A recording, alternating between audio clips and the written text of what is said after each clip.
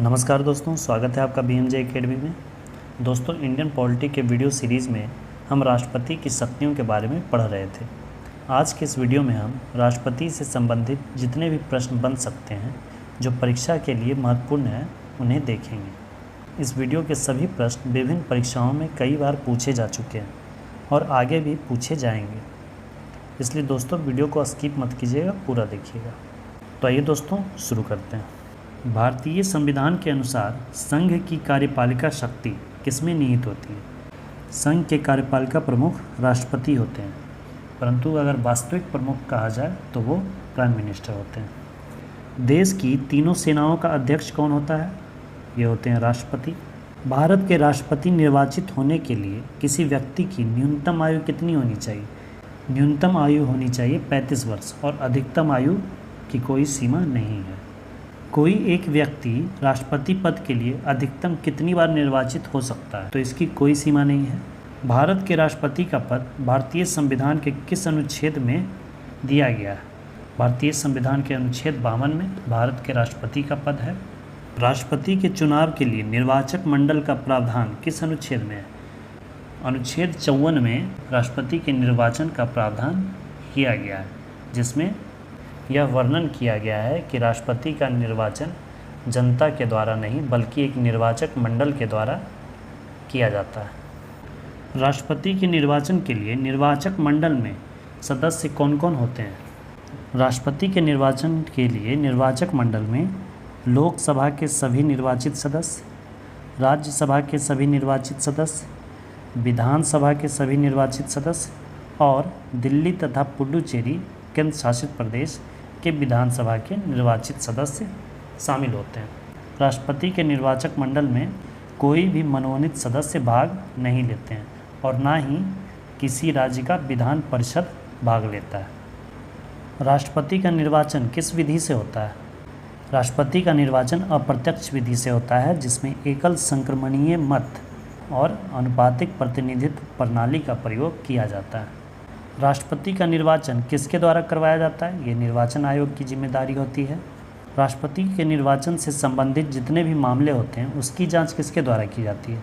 उसकी जांच supreme court, उच्चतम न्यायालय द्वारा की जाती है और सुप्रीम कोर्ट का फैसला अंतिम फैसला होता है। राष्ट्रपति निर्वाचन में नामांकन के लिए किसी उम्मीदवार को कितने प्रस्तावक और कितने अनुमोदक की आवश्यकता होती है? उसके लिए 50 प्रस्तावक और 50 अनुमोदक होने चाहिए, जिसमें विधायक और सांसद, विधायक या सांसद कोई भी हो सकते हैं, लेकिन ये दोनों 50-50 अलग अलग व्यक्ति होने चाहिए। राष्ट्रपति अपना शपथ किसके समक्ष लेते हैं? राष्ट्रपति सुप्रीम कोर्ट के मुख्य न्यायाधीश चीफ जस्टिस ऑफ इंडिया के समक्ष अपना शपथ ग्रहण करते हैं, परंतु यदि मुख्य न्यायाधीश ना हो तो सुप्रीम कोर्ट के जो वरिष्ठतम न्यायाधीश होंगे उनके समक्ष वो शपथ ग्रहण कर सकते हैं। राष्ट्रपति पर महाभियोग की प्रक्रिया किस अनुच्छेद के तहत की जाती है? ये की जाती है अनुच्छेद 61 के तहत। महाभियोग प्रस्ताव पहले किस सदन में पेश किया जाता है? राष्ट्रपति के लिए महाभियोग प्रस्ताव पहले किस सदन में पेश किया जाता है? तो यह लोकसभा या राज्यसभा कहीं भी पेश किया जा सकता है। भारत के उपराष्ट्रपति का पद किस अनुच्छेद में दिया गया है? उपराष्ट्रपति पद का प्रावधान अनुच्छेद 63 में किया गया है। उपराष्ट्रपति राज्यसभा का सभापति होता है। यह प्रावधान किस अनुच्छेद में है? यह अनुच्छेद 64 में दिया गया है कि राज्यसभा के सभापति उपराष्ट्रपति होंगे। उपराष्ट्रपति को जो वेतन भत्ता दिया जाता है वो राज्यसभा के सभापति के तौर पर ही दिया जाता है। उपराष्ट्रपति कुछ आकस्मिक दशाओं में राष्ट्रपति के रूप में कर्तव्यों का निर्वहन करते हैं। यह प्रावधान किस अनुच्छेद में है? यह अनुच्छेद 65 में वर्णित है कि यदि राष्ट्रपति का पद आकस्मिक रूप से रिक्त हो जाए, आकस्मिक रूप का मतलब हुआ मृत्यु, त्यागपत्र या महाभियोग प्रक्रिया, तो उस परिस्थिति में उपराष्ट्रपति राष्ट्रपति के रूप में कार्य करेंगे जब तक कि नया राष्ट्रपति पदभार ग्रहण न कर ले। उपराष्ट्रपति के निर्वाचक मंडल में कौन कौन सदस्य होते हैं? उपराष्ट्रपति के निर्वाचक मंडल में लोकसभा और राज्यसभा के सभी सदस्य, निर्वाचित भी और मनोनीत भी सभी सदस्य शामिल होते हैं, परंतु इसमें विधानसभा और विधान परिषद के सदस्य चाहे वो निर्वाचित हो या मनोनीत हो, कोई भी सदस्य भाग नहीं लेते हैं। उपराष्ट्रपति बनने के लिए न्यूनतम आयु कितनी होनी चाहिए? ये होनी चाहिए 35 वर्ष। उपराष्ट्रपति को पद से हटाने के लिए महाभियोग प्रस्ताव पहले किस सदन में पेश किया जाता है? उपराष्ट्रपति को पद से हटाने के लिए महाभियोग प्रस्ताव पहले राज्यसभा में लाया जाता है, और राज्यसभा में जब यह विशेष बहुमत से यानी कि 2/3 बहुमत से पारित हो जाएगा, तब यह लोकसभा में भेजा जाता है, और लोकसभा में यह साधारण बहुमत से ही प्रस्ताव पारित हो जाता है। लेकिन राष्ट्रपति के लिए प्रस्ताव कहीं भी ला सकते हैं, किसी भी सदन में, और दोनों ही सदन में विशेष बहुमत से प्रस्ताव पारित होना चाहिए। महाभियोग प्रस्ताव लाने से पहले राष्ट्रपति या उपराष्ट्रपति को इसकी सूचना कितने दिन पहले देनी होती है? यह सूचना 14 दिन पहले देनी होती है। यदि उपराष्ट्रपति का पद आकस्मिक रूप से रिक्त हो जाए तो कार्यवाहक उपराष्ट्रपति के रूप में कौन कार्य करेंगे? भारतीय संविधान में कार्यवाहक उपराष्ट्रपति का प्रावधान नहीं है। उपराष्ट्रपति का कार्य होता है राज्यसभा का सभापतित्व करना। जब तक कि उपराष्ट्रपति का चुनाव ना हो जाए, तब तक राज्यसभा के सभापति का काम उपसभापति द्वारा किया जाता है। इसलिए कार्यवाहक उपराष्ट्रपति की आवश्यकता नहीं होती है। उपराष्ट्रपति अपना शपथ और अपना त्यागपत्र किसे देते हैं? तो ये देते हैं राष्ट्रपति को। राष्ट्रपति के समक्ष ही शपथ ग्रहण करते हैं और राष्ट्रपति को ही अपना त्यागपत्र देते हैं। यदि राष्ट्रपति और उपराष्ट्रपति दोनों ही ना हो तो कार्यवाहक राष्ट्रपति के रूप में कार्य कौन करेंगे? यदि ऐसी परिस्थिति हो जाए तो कार्यवाहक राष्ट्रपति के रूप में सर्वोच्च न्यायालय के मुख्य न्यायाधीश कार्य करेंगे, और अगर वह भी ना हो तो सर्वोच्च न्यायालय के जो वरिष्ठतम न्यायाधीश होंगे वो कार्यवाहक राष्ट्रपति का कार्य करेंगे। ऐसी परिस्थिति एक बार हुई है 1969 में, जब chief justice of India Mohammad Hidayatullah ने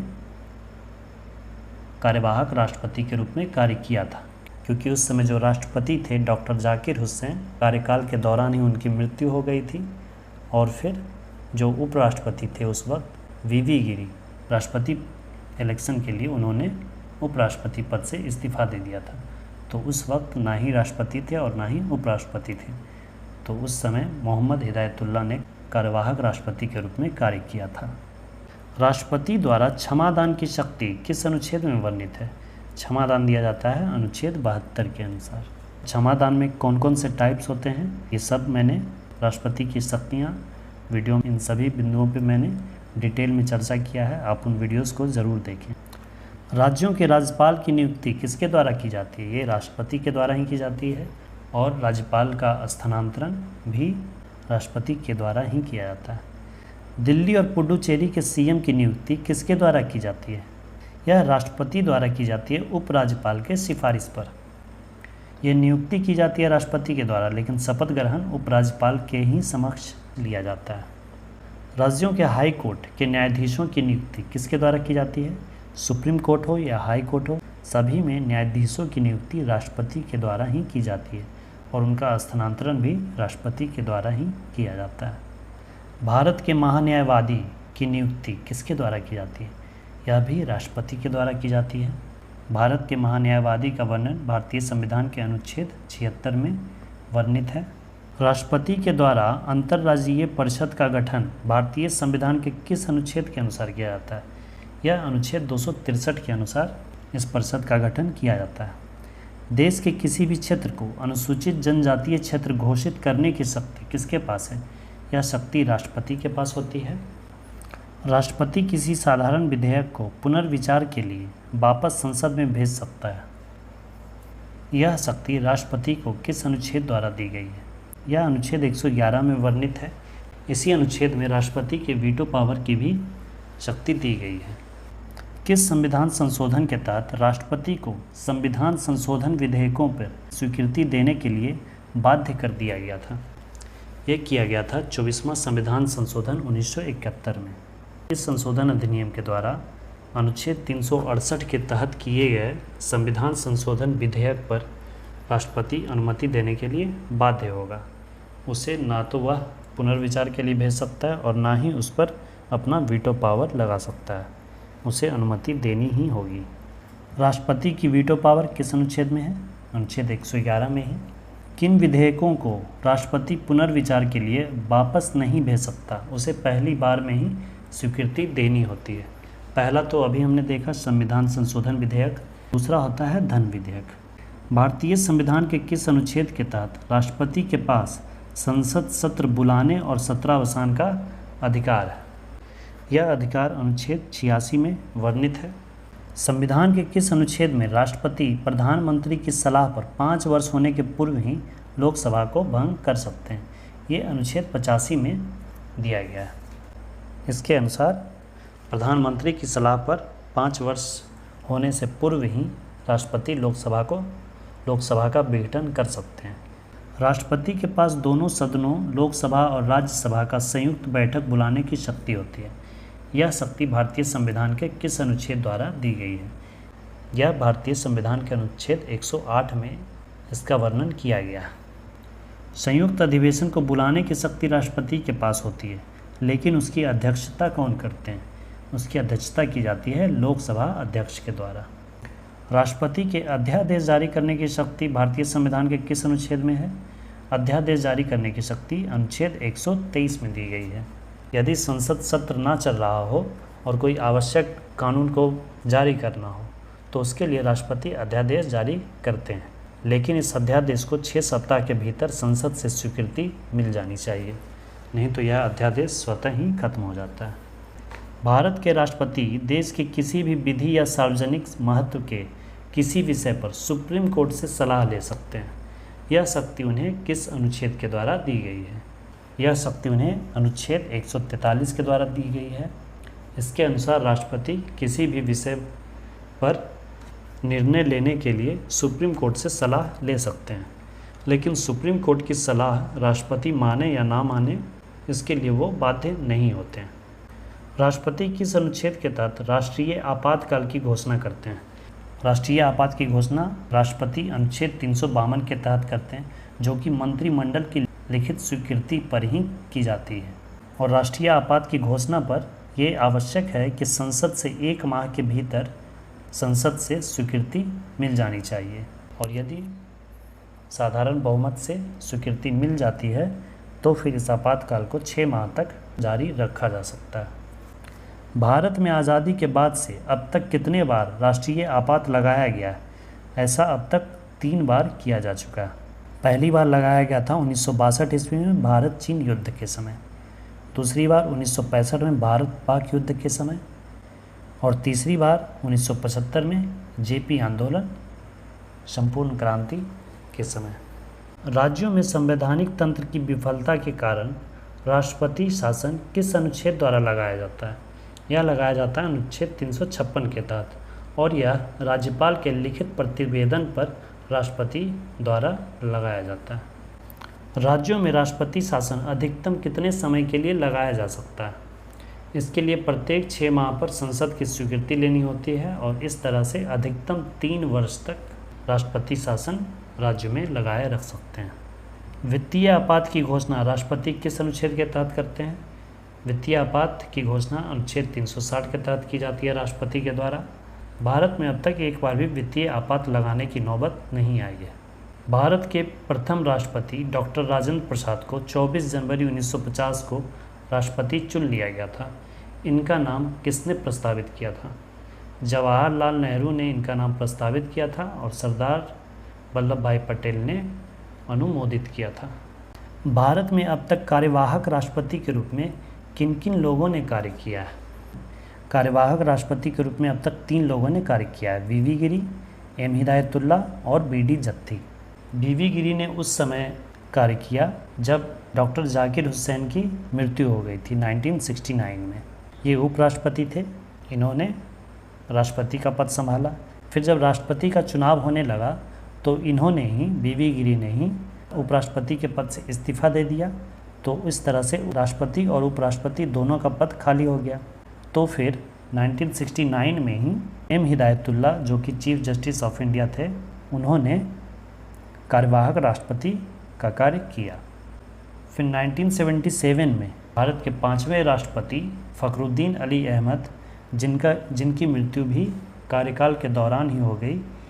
उनकी मृत्यु के बाद बीडी जत्थी जो कि उस समय उपराष्ट्रपति थे, उन्होंने फिर कार्यवाहक राष्ट्रपति के रूप में कार्य किया।